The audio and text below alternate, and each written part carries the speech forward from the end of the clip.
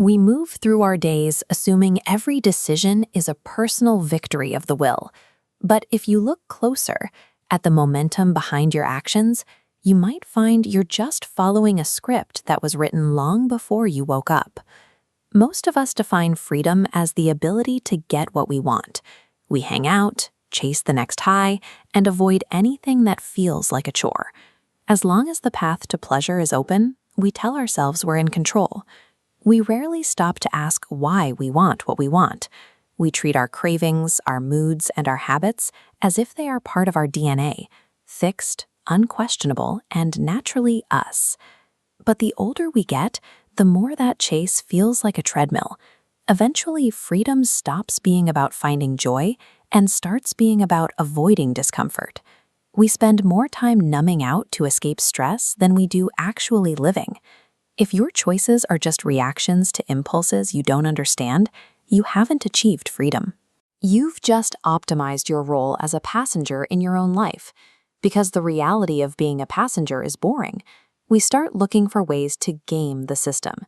We treat the foundational rules of life like digital terms and conditions, scanning for the loopholes that let us do what we want without paying the price. We look at ancient commandments against carved images and laugh, because we aren't worshiping stone statues. We're just staring at screens and celebrities for 10 hours a day. We assume that because the technology changed, the underlying principle of what we give our attention to no longer applies.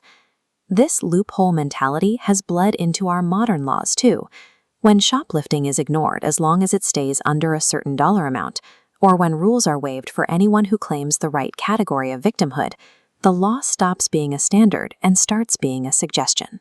When we see human rules bending this easily, we make a massive mistake. We assume the universe works the same way. We start to believe that with enough excuses, we can dodge the consequences of our actions forever. But while we're busy hacking human systems, we're ignoring a different set of constraints. Gravity doesn't have a deductible. Fire doesn't offer a grace period. Exploiting a fragile social loophole doesn't make us free.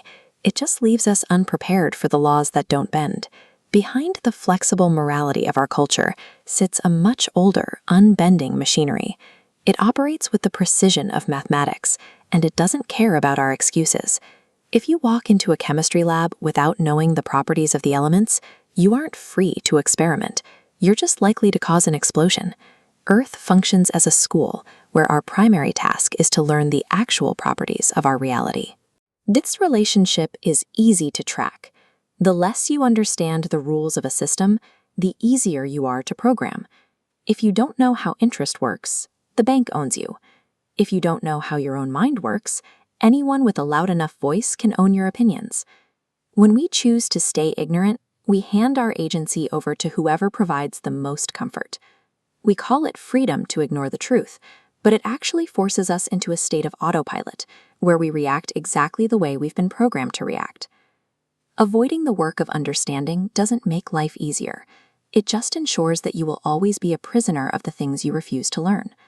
Those who give up on learning the truth eventually stop making their own decisions entirely. They surrender their will to whichever experts or influencers promise to take care of them, exchanging their freedom for the feeling of being safe. Without a grounding in universal laws, we are easily sold on the idea that self-destruction is a form of liberation. We're told that ignoring consequences is the highest form of living, right up until the moment those consequences arrive. This is a feedback loop. Every unexamined desire leads to an action, and every action sets a ripple in motion. Even if the result is invisible at first, it eventually loops back, creating a new, stronger impulse to repeat the same mistake. As these cycles repeat, they become a form of bad programming. The loops tighten, making our behaviors so predictable that we become puppets to our own past mistakes, trapped in a cage we built one choice at a time. In this state, your choices aren't free at all. They're just the inevitable results of the patterns you've been feeding. You aren't living, you're just echoing. But an echo doesn't have to last forever. The script running in your head can be interrupted, and the loops you've generated can be broken. This is where the concept of the violet flame comes in, not as a magic trick, but as a mental editor. It's the ability to bring conscious awareness to a habit and actively burn away the old code before it translates into action. You can't control the external events the universe throws your way, but you can control the internal reaction that follows. By changing your response, you stop the loop from completing its cycle. You stop feeding the fire. True freedom is the difficult daily work of applying knowledge to your own impulses. It's the refusal to be a puppet to your cravings or a slave to your ignorance. Every day offers a split second where the script pauses. In that moment, you can either drift with the crowd or choose to act from a place of real understanding. The choice is immediate, and it is entirely yours.